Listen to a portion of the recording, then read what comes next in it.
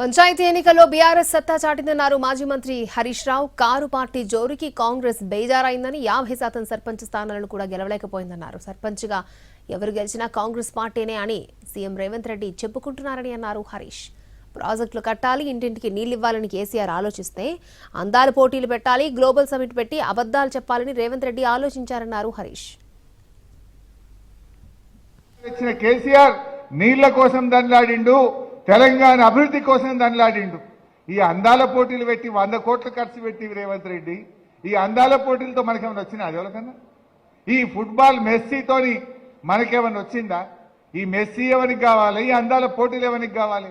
ఊళ్ళల్లో ట్రాక్టర్ల డీజిల్కు పైసలు లేవు, లైట్లు పోతే బుగ్గలు వేసేందుకు రూపాయి లేదు, పింఛన్లు 4000 ఇస్తా అన్నాడు, దాని గురించి మాట్లాడతలేడు అవ్వతాతలకు.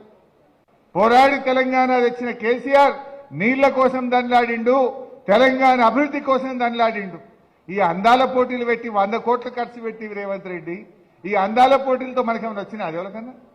ఈ ఫుట్బాల్ మెస్సీతోని మనకేమైనా వచ్చిందా? ఈ మెస్సీ ఎవరికి కావాలి? ఈ అందాల పోటీలు ఎవరికి కావాలి?